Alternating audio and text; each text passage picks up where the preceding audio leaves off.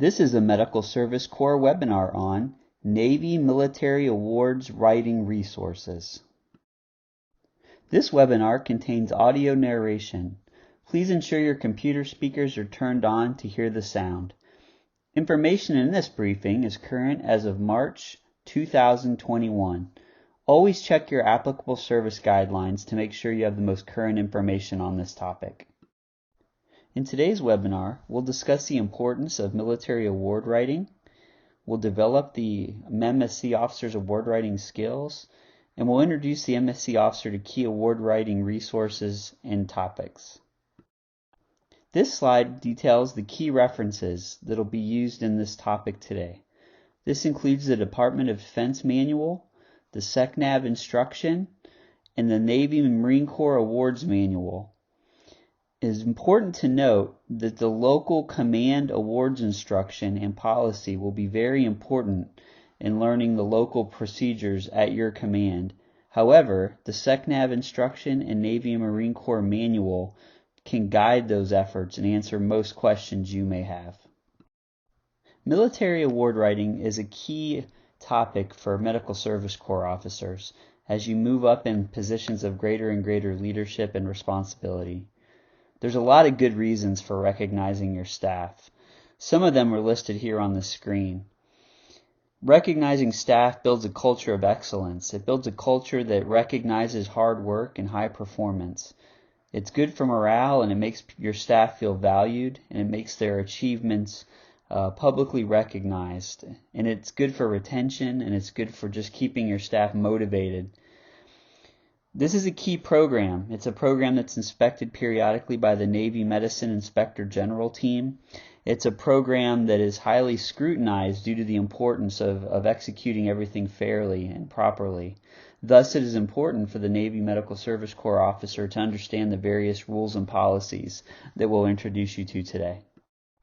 The purpose of the Department of Navy Military Awards Program, as previously mentioned, is to recognize those service members that are deserving due to their high performance, acts of heroism, meritorious achievement, and various forms of special service.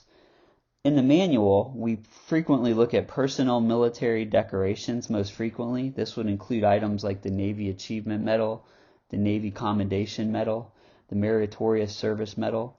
However, we also frequently look at things like unit decorations, like the Navy Unit Citation, the Meritorious Unit Citation.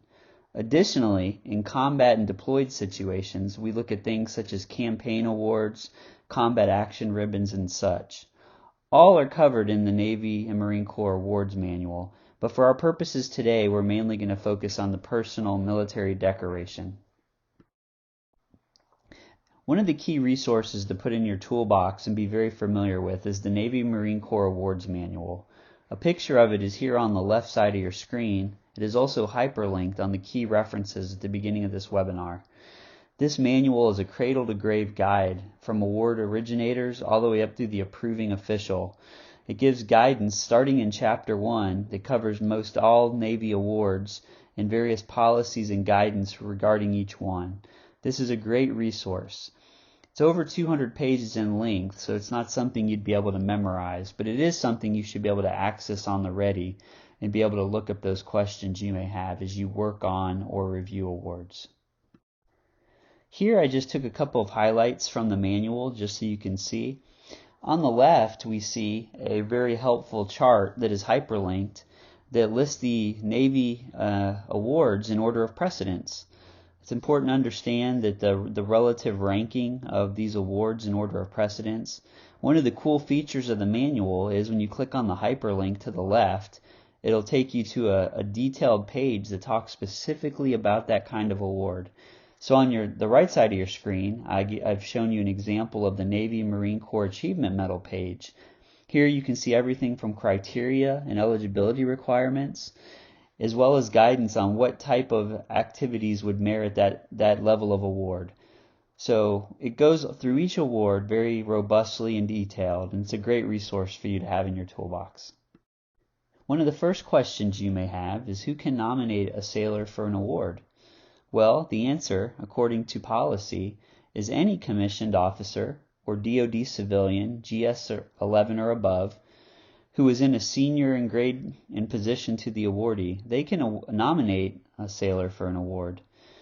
Additionally, a common question that comes up is who can nominate for a unit decoration? And the answer to that from the manual is a unit decoration is originated by the unit's immediate superior in command. That might be your regional headquarters. So that's the common question, is who can nominate. So depending where you're at in your organization, you may be a division officer, a department head, a director. You may just be a commissioned officer who's leading a special project. If that's you, you have the authority to nominate a sailor for a personal award if you meet this criteria. Another common question is, well, I've decided I want to nominate someone for an award, but what award do I nominate them for? What would be the appropriate level?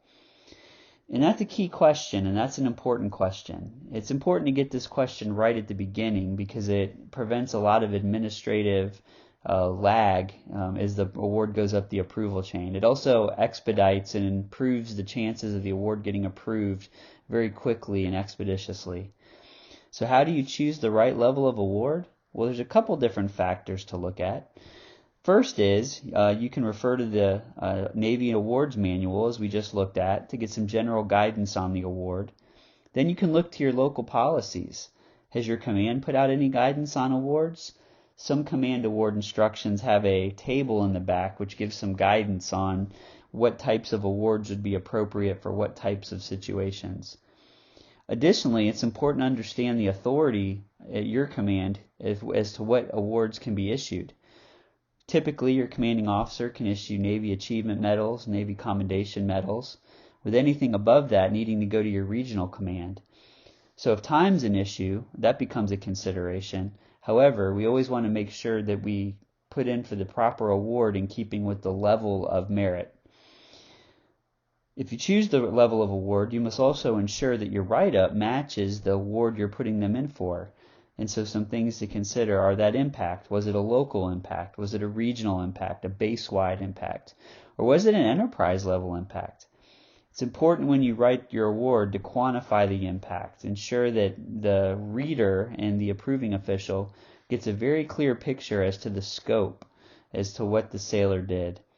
These will be scrutinized. Typically you'll have an awards board at your command, which will be made up of senior officers and civilians who will review all incoming awards to make sure the level matches, the quality matches, and everything is ready for the commanding officer to approve. And so the awards board would make recommendations to the commanding officer to make that final decision.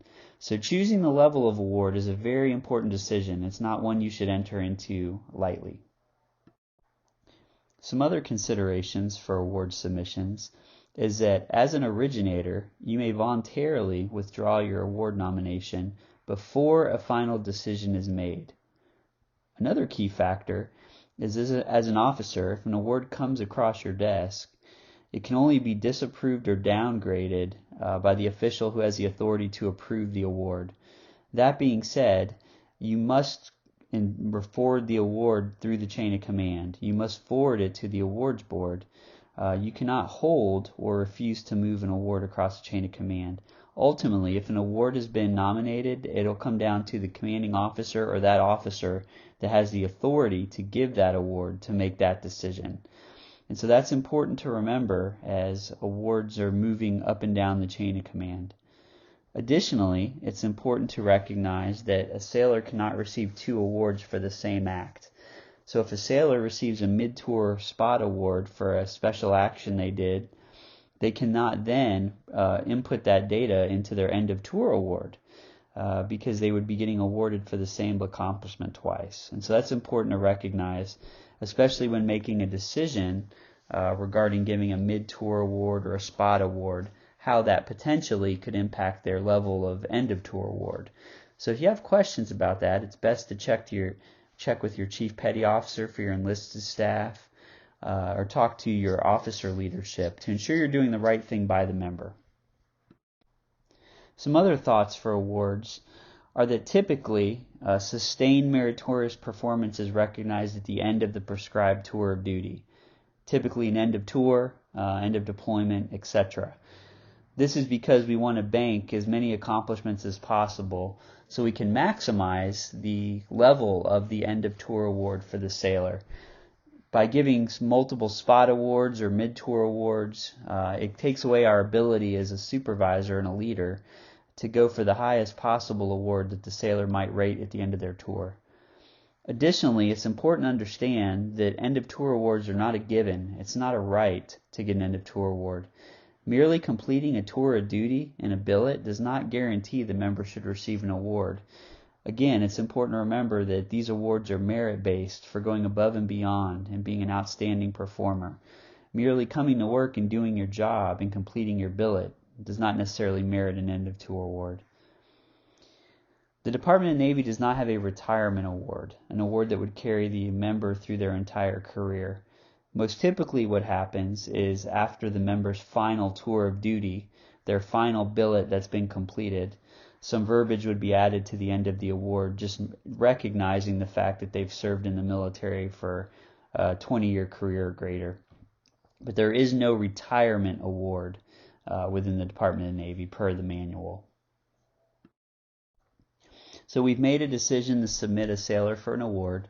We've determined the level of the award, and we've kind of familiarized ourselves with what should be in that award. Another very important consideration is timeliness. As Medical Service Corps officers, we take great pride in our professionalism and our ability to manage our departments and our responsibilities with the highest degrees of superior leadership. And so one key thing with awards is knowing your local policies and ensuring you're hitting your timelines early. Awards go through lots of administrative wickets. As previously mentioned, they can go through awards boards, which may only occur once a month. They may need to be routed to the regional flag level, so they may have to actually leave your building and be mailed back to you. There's a variety of processing that occurs, everything from preparing the citation to just preparing the award itself for issuance. And so it's very important to have your award submissions done early to allow for time for all these things to occur. For your commanding officers, typically if they submit a award late to their ISIC, to their regional commander, typically they must submit a late letter which details what happened and why was this award coming in late and in deviation of the policy. And again, this reflects poorly not only on your command, but it reflects poorly on you as a leader. And so one of the best practices is to keep a running board of all the sailors that fall under your purview and have a good situational awareness on when they're leaving the Navy, when they're transferring, when they're retiring, when are those milestones, and ensuring that those awards are turned in early and not late. Another key timeliness standard, this time is taken directly out of the manual, has to do with time limits for awards. And so sometimes people are curious as to, well, how long do I have to submit someone for an award?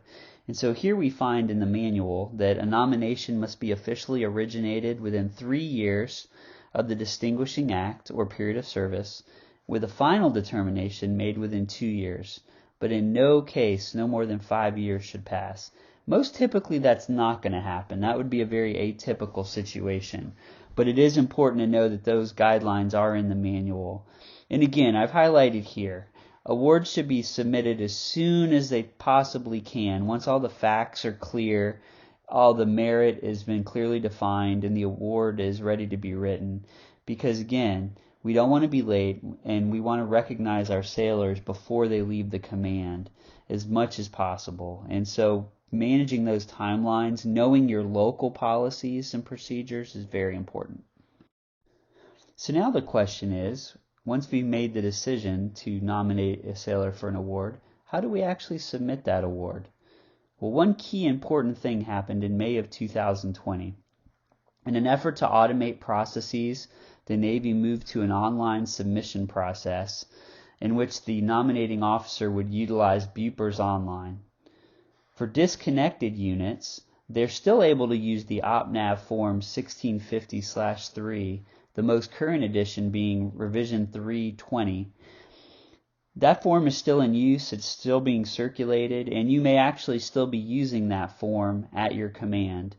And so it's important to understand whether your command is migrated to a fully online submission process or whether you're using the paper-based form or a hybrid of the two. Additional information can be found at the Navy Awards website. There's a hyperlink here embedded in the slide. But it's very important just to check with your command to find out the proper protocol for nominating the award, whether it's paper or electronic.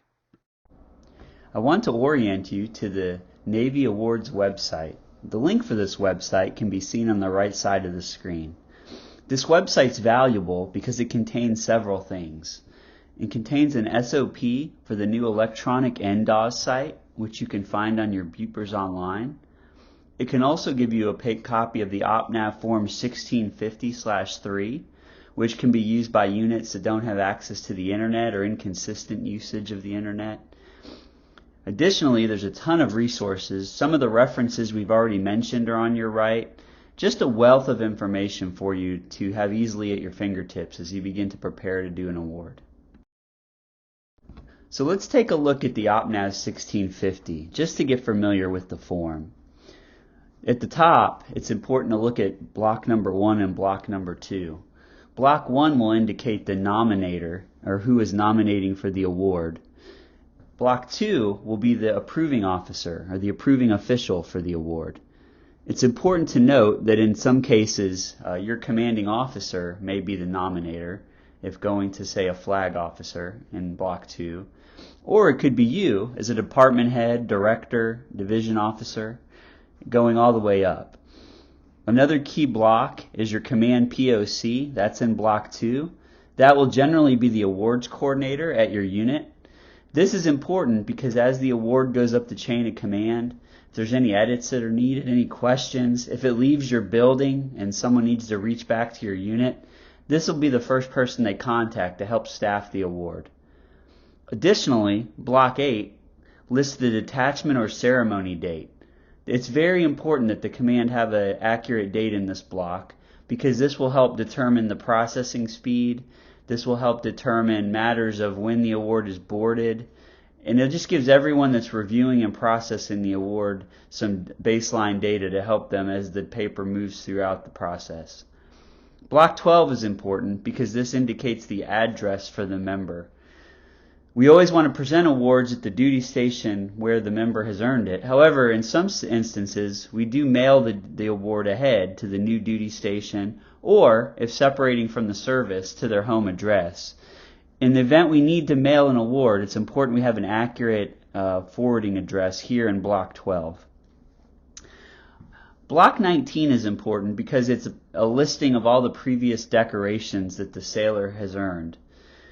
This is important because it'll help determine maybe decisions regarding the award. It'll help shape the uniform and presenting of the award. In some cases, if it's the member's first award, we would give the member a courtesy copy of the award or a star to indicate multiple awards. So this is an important block for very many reasons. On the right side of your screen, you have a screenshot from the new BOL website. Here, I would point out that it will auto-populate this for you if you're filling this out online using the online tool. However, there is a mechanism to look up awards for service members should you have the need to do that. Here, as we continue to look at the OPNAV 1650, we continue to work our way down the form, and we see a couple blocks it'd be important to point out. Block 23 is important because it annotates the number of award for that particular award. For example, is this the member's 3rd Navy Achievement Medal, 1st Navy Commendation Medal, etc. This is important because it helps us write, 1, the citation accurately. That would be annotated in the citation. 2, it would help us with presentation.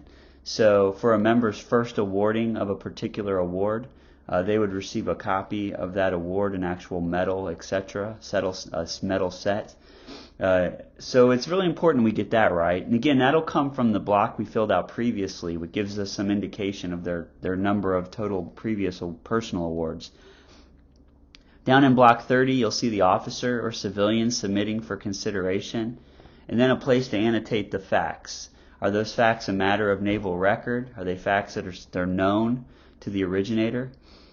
Working our way down, we see what looks to be almost like a routing sheet where the award will work its way up the member's chain of command. It allows places for endorsement and signature. It just allows everyone in the chain of command to review the award, make sure there's concurrence before it goes before the awards board, and ultimately the commanding officer or final approving official. Here we come to towards the end of the 1650 and one of the most important blocks, and that's block 35. That's the summary of action. Here is where the originator has some space where they can actually elaborate on the award, why they've submitted it, what the member's done to earn it. It gives them some space, much more than the citation, where they can actually go into greater detail. For a Navy comm and above, this is a mandatory section, so you don't have the option of not filling that out. It's also important that it's accurate and well written. Again, remember the levels of scrutiny that these awards will go through. Whether it's awards boards, the commanding officer, even a flag officer, it's very important that this be a very well written section. The facts that are cited in the summary of action should match those cited in the citation, so ensuring any dates, any numbers, the two should be equal. In fact, the citation should be born out of the summary of action. This does become part of the member's military record, so again, we want to give it the utmost consideration for just quality and accuracy. And then we want to remember that any standard opening or closings that are required by your command for that particular award, we want to include those as well on our summary of action, just to make everything flow. Here's some other helpful guidance as you're writing your awards. So it's very important, again, to write for impact. And so as you're writing your 1650, as you're writing your citation, remember those are going to be reviewed by your chain of command. And so you want to put yourself in the best position to succeed. And so you want to write for impact. You want to ensure that the bullets and the merit focuses on the actions that were completed. What was the scope of that? What were the results? What benefit did it bring to the warfighter? And as always, as much as possible, you want to quantify those impacts, whether they're cost savings, workload statistics, metrics, those sorts of things. The write-up should be equivalent to the award that you're seeking. And so if you're seeking a award for one of your junior sailors that's typically not given to someone in that rank, you want to make sure it's a really strong write-up to clearly demonstrate the great merits of that particular sailor. Additionally, it's very important that you have the current templates for your awards. And so talking to your local admin office, you can get the templates for the Navy Achievement Medal or the Navy Commendation Medal. You want to make sure you're using the proper number of lines, the proper formatting, the proper opening and closing sentences. All these things, if not properly done, can delay your award, can get it sent back for rewrites, and just lends itself to poor quality on your part. So checking those things is very, very, very important. On a more professional manner, it's very important to handle the topic of awards with the utmost professionalism. And so you, as a nominator, cannot promise anything regarding an award. All you can do is nominate. It's up to the approving official or the commanding officer who will ultimately approve that award as it goes through the various levels of the chain of command for recommendations to include your awards board. So again, be very ethical in all your conduct. We always treat everyone fairly, and all awards are always based purely on merit and performance and not other factors. You want to be realistic in your award nominations. Don't submit awards that you know aren't going to get approved simply because you can't tell your staff no. Set your personal standards and expectations and ensure that as you're managing your unit, you're doing it in accordance with Navy policy and procedure, and that your decisions would make sense if scrutinized. Today we focused mainly on military awards in the Navy. However, I wanted to make sure to show you that there's a whole host of other potential awards for your consideration. On the new My Navy HR website, there's a dedicated page which you see here at your left, which has an entire repository of DoD and non-DoD awards for your consideration. Additionally, simply within the Navy Medicine, there's a whole host of awards each year. And even at your command level, you have awards such as Sailor of the Year, Sailor of the Quarter, Junior Officer of the Year.